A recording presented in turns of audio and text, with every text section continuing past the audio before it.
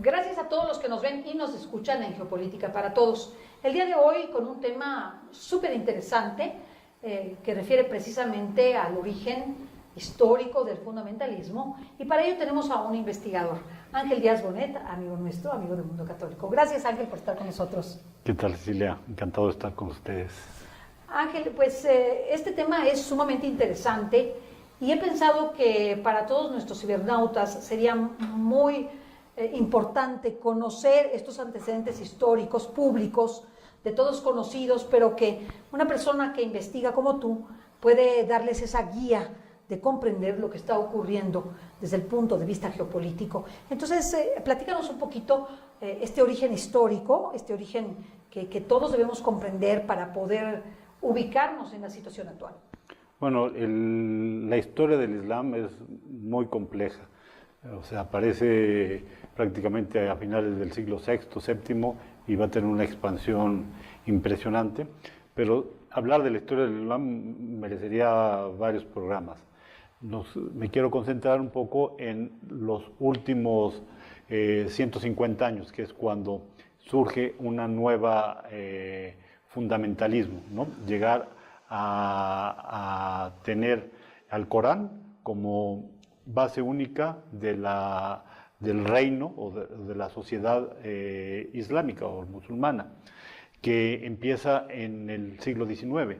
Pero más que un nacimiento natural, yo puedo decir es una creación utilizada por los enemigos del Imperio Otomano, porque el Imperio Otomano, que era musulmán, era muy relajado ya al final. Sí. Ellos, con tal de ganar impuestos a los no musulmanes, pues permitía que vivieran sin ningún problema en sus territorios, ¿no? Con algunas ciertas restricciones o presiones, pero podían vivir tranquilamente.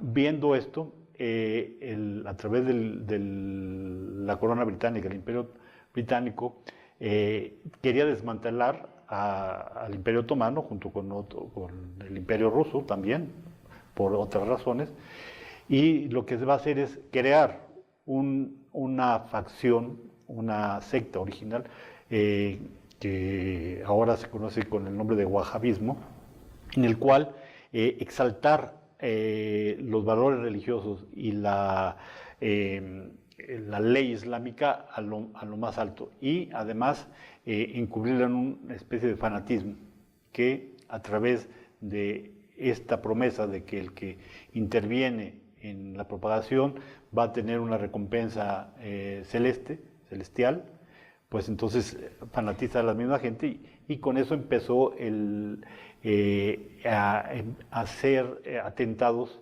dentro del Imperio Otomano, en lo que ahora es Palestina, en lo que es Jordania, mismo en Egipto, ¿no? Todo el mundo ha visto la película esta de Lawrence de Arabia. Bueno, pues todo eso fue potenciado por el Imperio Británico para diezmar desde dentro al Imperio Otomano, que finalmente va a colapsar en la Primera Guerra Mundial. Al quedar todos esos territorios sin un poder, entonces el Imperio Británico va a llegar y va a distribuir y va a repartir todos esos territorios en familias afines, ¿no? Habrá ciertos lugares donde los perderá, habrá Irak, en Siria. Va a haber una historia de golpes de Estado y todo, porque no lo llegan a consolidar, pero en Arabia Saudita lo van a consolidar perfectamente a través de una familia, que es la familia ya en el siglo XX, de lo que va a ser el padre de todos los reyes de Arabia Saudita. En Arabia Saudita no se hereda de padre a hijo, sino de hermano a hermano. Todos los hijos del rey Abdulaziz bin Saud, que tuvo cerca de más de 70 hijos, se van heredando de mayor a menor, ¿no? Este rey que está actualmente, el rey Salman, él va a terminar esa tradición y ya no va a heredar al último hermano que le queda, sino a su hijo, uno de los hijos más jóvenes, porque los dos primeros murieron de ataques al corazón. El tercero, que yo lo conocía muy bien, porque era el primer astronauta árabe que volan en en el Columbia, en el espacio, pero yo le construí a él una casa y él era alcohólico. Por eso no tiene injerencia, no puede heredar. Es ministro de Turismo, pero no... Pero ahí se va a quedar. Nos dimos negras para construirle un bar oculto como la Baticueva, para que cuando llegara el padre no lo viera con sus amigos en fiestas, ¿no? Entonces esos sutilezas es muy difícil de saber en la historia, ¿no? Pues normalmente el que lo vivió. Yo quería preguntarte algo, ¿qué relación tiene todo esto con el petróleo? Porque obviamente la tiene, pero ¿qué es lo que hay detrás? Bueno, la riqueza que había en todos estos territorios del Medio Oriente, pues era enorme, sobre todo en el siglo XX, que fue la gran explotación petrolera, ¿no? En las guerras y todo en la Segunda Guerra Mundial, pero siempre había una división entre dos grandes polos del Islam. El polo chiita, que es al que pertenece casi todo lo que hoy es Irán, y parte del Líbano, son los dos grandes polos del chiismo, y los, ¿cómo se llaman? Sunitas. Los suníes, que es la gran parte, la gran mayoría, cerca del 85% del mundo musulmán es suní, a los cuales pertenece Arabia Saudita, Jordania, Egipto y todos los países del sureste asiático. Todos los que son musulmanes, casi todos son suníes, excepto estos dos grandes. Por eso las tensiones que están y por eso el pretexto a través de esta división para camuflajear otros intereses que están en la geopolítica, pero lo ponen en el ámbito de la división de estos dos grandes polos del Islam que tratan de justificar atentados o problemas entre estos países, ¿no? Como ahora hace poco está Qatar. Bueno, Irán ya se sabe que es archirrival de Arabia Saudita, y dicen, no, es que ellos son chiitas y estos son, no, hay cosas más profundas, ¿no? Ahora Qatar ya lo metieron en el baile, pero son países, sobre todo Qatar e Irán, que son riquísimos en gas. Y ahora más importante que el petróleo es el gas. Entonces, Arabia Saudita, que está viendo mermada su gran poder petrolero en vías de que el gas va a resurgir o va a saltar a la fama, porque el gas va a ser lo más importante mientras la cosa de las energías alternativas empieza a desarrollarse. Entonces hay este tipo de conflicto. Me decías el petróleo. Bueno, el petróleo empezó a haber sociedades en Arabia Saudita para la explotación de petróleos, la American Company y alianzas entre países de Japón, todos los países tenían participación, principalmente los británicos y los americanos. Y entre británicos y americanos también se peleaban por tener el control de Arabia Saudita. Finalmente Estados Unidos va a ser el que va a dominar ahí. Por eso la liga. Pero lo que no se conoce es la relación de Arabia Saudita, el país más promusulmán, más conservador, más enemigo de cualquiera que no sea musulmán, ¿no? Tú a Arabia Saudita no puedes entrar tan fácilmente, menos puedes llegar a los lugares sagrados. Si no eres musulmán y tratas de meterte, pues te pones muy difícil. O sea, son países que son excesivamente intransigentes con cualquier cosa que no sea del ámbito musulmán, en lo aparente, pero por abajo tienen unos lazos indisolubles y vitales con el sionismo y directamente con Israel, aunque no se sepa, pero hay países intermediarios, que Egipto, hasta que terminó Mubarak, y Mubarak ya no se prestaba tanto al juego, pero originalmente en tiempos de Anwar el-Sadat, Egipto servía enlace entre Israel y Arabia Saudita. Y a través de ellos se financiaban. ¿Y qué financiaban? Todo lo que fuera enemigo de este gran grupo de intereses, ¿no? De intereses que trascenderán lo que ahora se le llama el nuevo orden mundial, o lo que se está fraguando. Pero estas redes vienen de mucho antes, pero salen ya a la luz en los años 70, ¿no? Después de la crisis petrolera. inclusive hay un rey, el rey Faisal, en 1975 es muerto, porque él era antisionista, ¿no? Así, uno ve la biografía del rey Faisal, era antisionista, había descubierto las conexiones del comunismo con el sionismo, que apenas ahora se están viendo, al igual que con el capitalismo. Entonces era un estorbo y por eso se deshacen de él, es asesinado por un miembro de la misma familia. Yo conocía bien a su jefe del servicio secreto, de la CIA de Arabia Saudita, el que lo funda, el Sheikh Kamal Adham. Fue Clinton y yo le hice una casa y tenía tratos con él, no porque me revelara estas cosas, pero yo dije, bueno, este señor hay que verlo, y empecé a seguir su historia desde hace 30 años. Él va a hacer una alianza que se llamaba el Club Safari, donde se integraba Irán, Arabia Saudita, por supuesto, Egipto, Marruecos, Francia y Estados Unidos. Y a través de esta van a crear un banco, en 1973 se funda, que se va a llamar el BCCI, Banco de Crédito y Comercio Internacional. Un banco que va a llegar a ser de los 6 bancos más grandes del mundo. O sea, no era... Prácticamente no se hablaba. Sí se hablaba en ese tiempo, pero no en la magnitud que tenía. De los que conocemos porque era un banco basado en Luxemburgo, con muchos bancos filiales, que de hecho cuando va a saltar el escándalo en los años 90 es por querer comprar un banco de Estados Unidos, el banco American First Bank, y ya sale esto, era una cosa ya, una burbuja tan grande que explotó.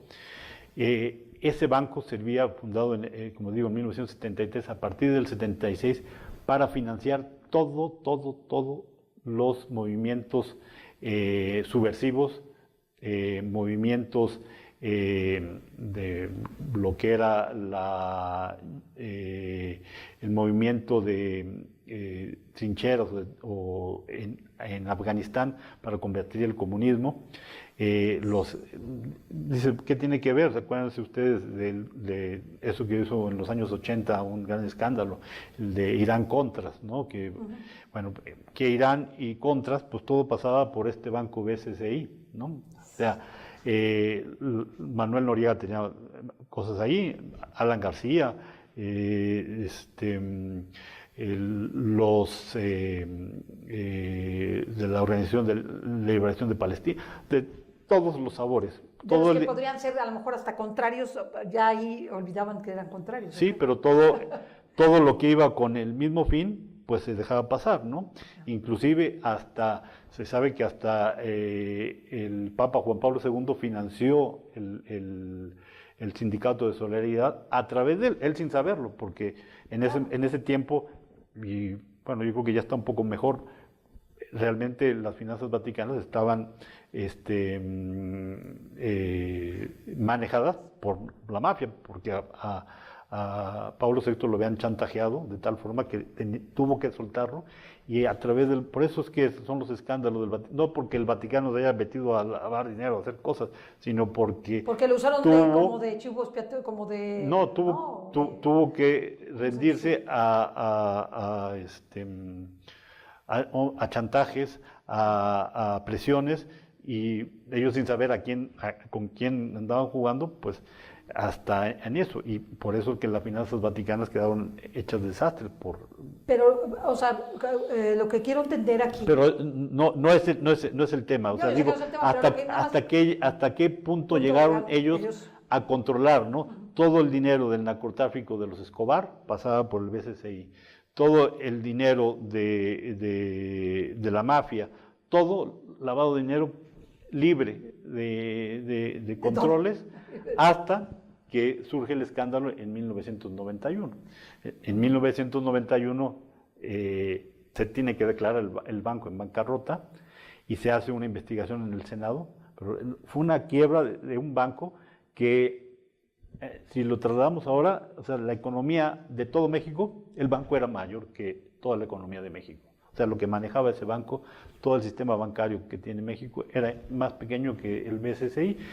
¿Y quién sabe fue su quiebre? ¿Cuándo fue su...? 1991, cuando se salió y empezó a a saberse todo lo que estaba involucrado ahí. Por eso vienen luego todos estos, se utilizó para involucrar a otros mandatarios, a Carter o a tal, cualquiera que tú querías encontrabas ahí.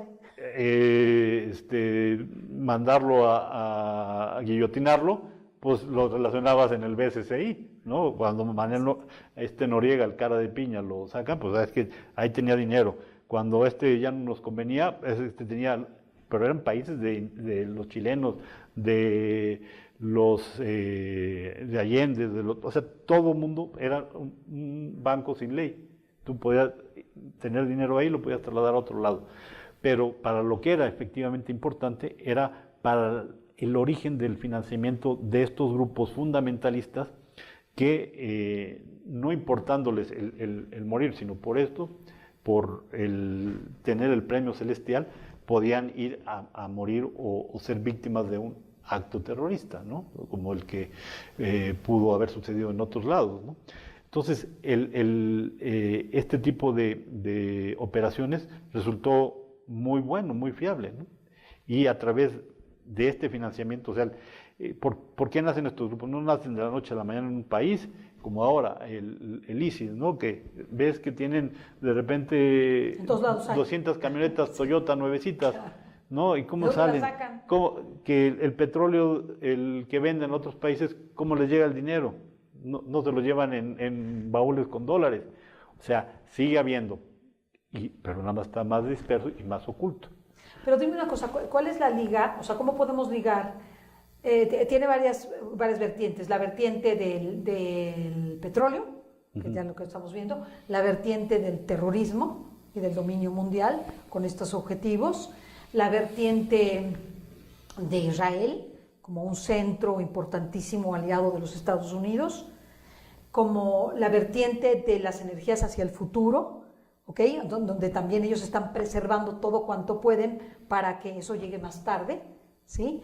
O sea, ¿cómo ligas tú dentro de la geopolítica este banco que se deshizo y ahora cómo manejan todo esto o cómo pueden y controlan todos estos aspectos? Bueno, está muchísimo más cuidado y más oculto y con más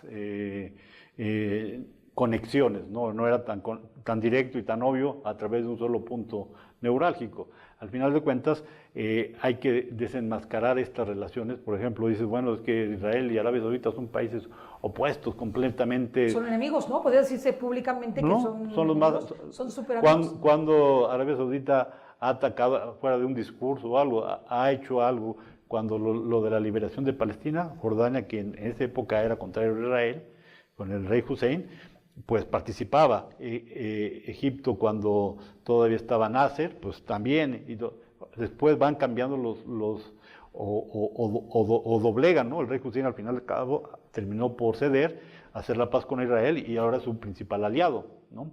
Egipto igual, en un principio había sido contra, luego entra Anwar al-Sadat, va a ser su gran aliado, luego Mubarak. Entonces Israel operaba a través de Egipto y con Arabia Saudita. Saudita dice, yo no puedo decir nada a favor de Israel, yo no puedo, pero por abajo del agua son socios en las empresas petroleras, ¿no? En la venta de petróleo. Por eso es que Arabia Saudita ha sido libre de cualquier problema, ¿no? Porque es el socio más dócil que se pudieron haber encontrado, a cambio de llenar a la familia real de dinero a miles de millones. Miles de millones, ¿no? Que son los que realmente controlan el país, porque todos los ministerios y todo es la misma familia. Mientras el país, bueno, pues tampoco vive tan mal porque pues hay tanto dinero que sobra, pero las grandes cantidades quedan en la familia real.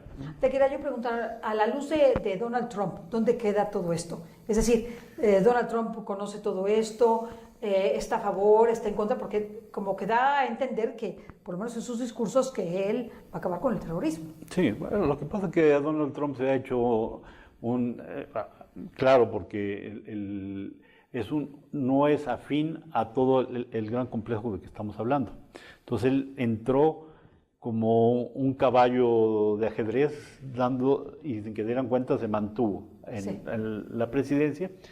Y bueno, pues todo el establishment está en contra de él, que es un tonto, que es un gruñón, que está loco, que no sé qué. Pero atrás de él hay un hombre muy inteligente, nada más que hay que leer los discursos, no hay que ver nada más los encabezados y lo que dicen. No, los discursos son muy buenos. O sea, léete los discursos, las operaciones, porque él dice, voy por allá y se va para acá. O sea, les ha mandado este último ataque que mandó a Siria con 16 misiles Patriot obsoletos que no dieron en ningún blanco, pero que dice Israel, mira, yo sí estoy aquí, voy a atacar a Israel porque el ataque de armas biológicas que hizo, pues hay que justificarlo, aunque él sabía que no había sido, que lo habían hecho los mismos del ISIS, que reciben órdenes de Israel y de Arabia Saudita, ¿no? Sí, porque su socio también es Israel. Y él mismo ha... Sí, pero de alguna forma tenía que justificar, ¿pero qué mandó? Mandó misiles que no dieron en ningún blanco, que no hubo una sola baja, y que Putin al otro lado más se rió, dice, bueno, está bien, si haces esos ataques, está bien. Entonces, hace como que va por un lado, pero va por el otro. Entonces, juega con los dos, es un jugador de los de póker de la vieja escuela, o sea, muy listo, porque tiene un enemigo enorme en contra de él, que está nada más viendo cualquier detalle, hasta si se peinó o no se peinó, para criticarlo, ¿no? Hay que leer lo que hace y analizar perfectamente todos sus movimientos. Ahora, dentro de la misma Casa Blanca, tiene infiltrados, o sea que por eso es que cada rato está viéndose problemas de filtraciones, de que tiene que quitar a alguien, porque pensaba que iba a estar más fácil, pero está difícil, muy difícil. Lo tiene difícil. Y ahora, Estados Unidos son clave en este momento. Ahora, tú has visto lo que él va en contra de toda esta tendencia de aniquilamiento de la moral, ¿Del cristianismo? Del cristianismo, o sea, y pues, sale como un parachoques a todo esto, ¿no? Como más claro lo está haciendo Putin desde su otro lado, entonces tú ves que las mismas ideas que tiene Putin y tiene Trump son iguales, lo que pasa es que Trump no puede, porque no tiene el poder total como lo tiene Putin, entonces tiene que ser más sutil en sus actuaciones y a veces mirando para el otro lado, aunque quiera irse para otro. Entonces dice, es que mira, si está favoreciendo a Israel, aparentemente, pero no del todo. Entonces, ya que vimos esta panorámica de cómo surgió realmente el fundamentalismo islámico y cómo más que una religión es todo un aparato de control en el mundo, un aparato de control de poder, de hacerse dueño de la riqueza del mundo, como es el caso del petróleo. Sí, es el caso de Afganistán, por eso están peleando por Afganistán, porque aunque todavía no sale a la luz lo que hay abajo, allá hay unas que se le llaman las tierras raras, son minerales y metales que todavía no se utilizan, pero que tienen una vital importancia en la metalurgia, que vienen nuevas aleaciones, nuevos productos que van a hacer las máquinas más ligeras, más eficientes, todo, y esa riqueza está en Afganistán, ¿no? Como la hay en Kazajstán, como la hay en Uzbekistán. Por eso esos países, por ejemplo, Kazajstán, acabo de estar ahí en la feria de la Expo 2017 de energía, y entonces ellos están riquísimos en gas, riquísimos en uranio, riquísimos en un montón. Son un país de 17 millones de habitantes, mucho más grande que México.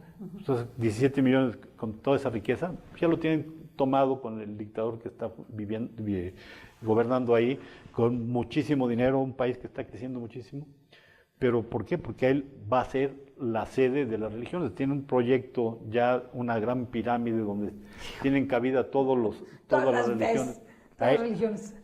O sea, el proyecto globalista del nuevo orden mundial va a tener la capital religiosa del mundo en Astana, ¿sí? Desde ahí es un país que nadie ha oído hablar de él, nadie sabe cuál es la capital, pero si tú vas a Astana, es un proyecto de ciudad hecha como Washington, un plan masónico con todo una encrucijada de elementos gnósticos y esotéricos, pero muy bien, perfectamente desarrollados por el arquitecto más importante que hay en la actualidad, Norman Foster, el que va a hacer el aeropuerto en México.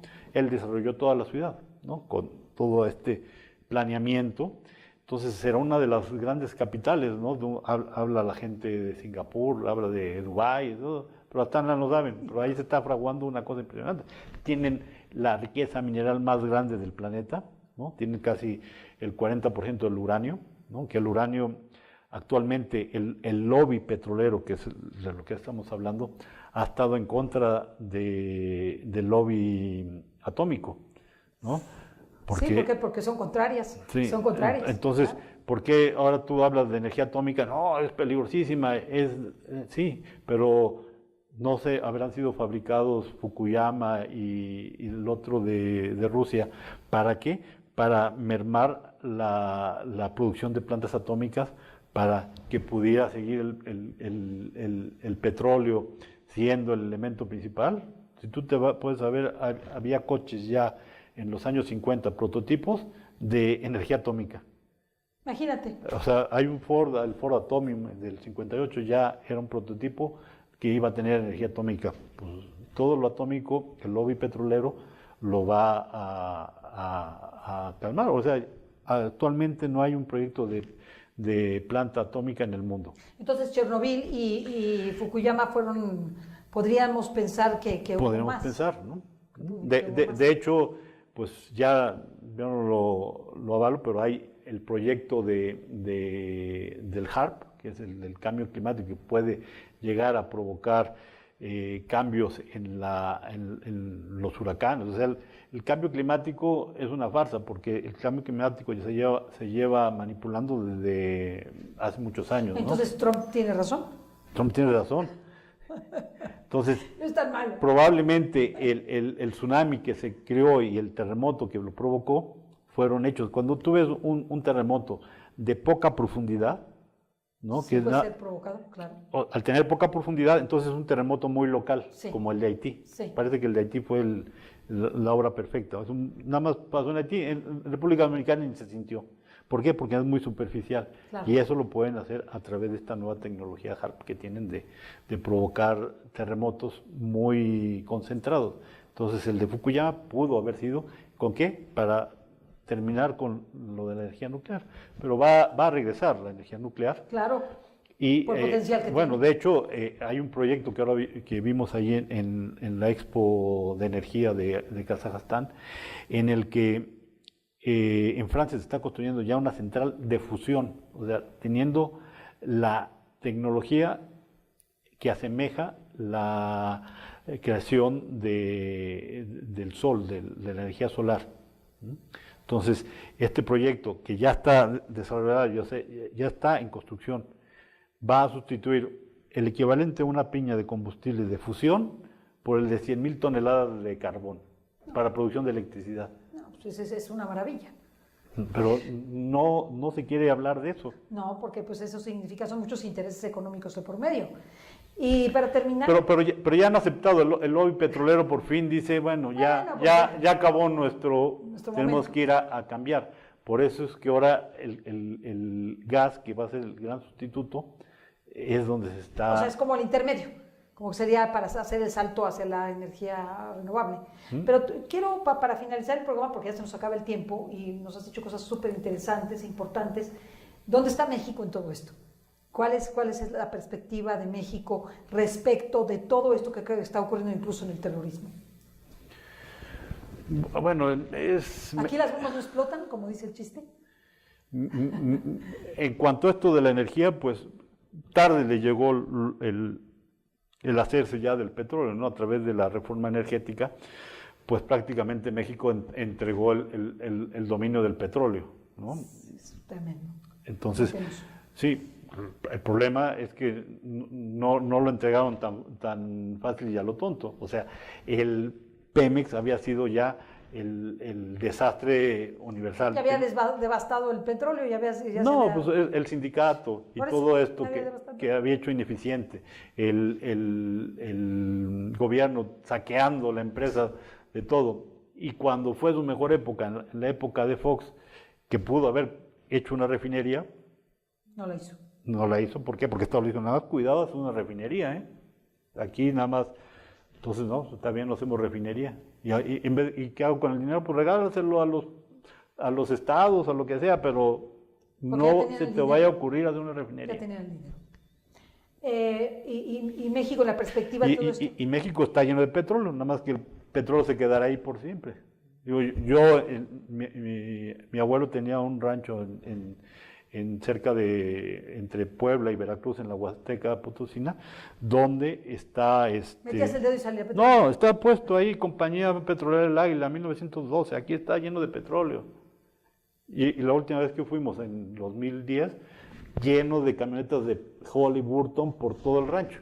O sea, ya no es de mi familia, pero fuimos a recorrer, todo está lleno de Halliburton, cuando ni siquiera todavía estaba esto de la cosa legal. Entonces, han actuado por ahí. Hay los políticos mexicanos metiéndose ya, extrayendo petróleo clandestinamente. Las noticias del petróleo en México son la mitad de lo que hay abajo. Muchos de políticos de muchos años tienen ya terrenos donde hay petróleo y donde o ya están explotándolo clandestinamente o esperando a mejor tiempo. Claro, porque es lo que está ocurriendo. Pero hay mucho petróleo, incluso en territorio, no solamente fuera, en el Golfo de México, que es bien sabido que es una reserva enorme. Un yacimiento muy grande. Pues el futuro se ve difícil. Creo que el terrorismo es algo que con dificultad nos desharemos de él. Y México es un lugar muy importante, estratégico en muchos sentidos. Y creemos que todo esto también va a impactar a México. Yo sí creo que el terrorismo ha ido creciendo sus ramificaciones en todo el mundo. El terrorismo realmente... a lo mejor ni es árabe ya. No es una ideología, no es un movimiento. Sí. Yo conozco mucho, no hay una, que digas, una red de fanatismos, ¿no? Si a lo mucho están los de Hamas y esto, pero no tienen que ver en estas cosas. Yo es lo que digo, ¿por qué tanto control en los aeropuertos y tanto? Porque ese es el lugar donde psicológicamente a la gente se le puede presionar del miedo. De miedo, ¿no? ¿Sí? Digo, pero ¿por qué no en la estación del metro ponen también controles de revisión? A ver, que no entren con una mochila. ¿Por qué no en las estaciones de tren? No, pues entonces ya sería, no habría dinero para controlar. O sea, nada más al aeropuerto es o a los aviones es a lo que quieren explotar. No, también lo han hecho en los trenes. Y a ver por qué no tienes lo de Madrid o los atentados del metro en Londres. Así es. Porque ahí no ponen controles igual. A ver, todos, quítense los zapatos. Sí, pero es una locura, sería una locura. Pues tendría que ser. Entonces, nada más los usuarios del avión son los que pueden viajar seguro y los del metro no. Pues eso son incoherencias, ¿no? Sí, o sea, ¿dónde estamos parados, verdad? Pues se nos acaba el tiempo, Ángel. Seguiremos hablando de estos temas. La verdad es que son temas difíciles y con muchas aristas, pero me ha encantado porque hemos visto muchas cosas muy interesantes en un corto tiempo y que le permiten a quienes nos ven y nos escuchan poder documentarse más, conocer más y profundizar en estos temas. Sí, yo le invito a la audiencia que vea BCCI, el fraude o la quiebra del banco BCCI 1991, el discurso de Kerry donde dice, no encontramos ninguna prueba, no hubo nadie culpable. No, pues quebró, nada más hubo un fraude de 100 mil millones de dólares, pero no hay nada que podamos comprobar.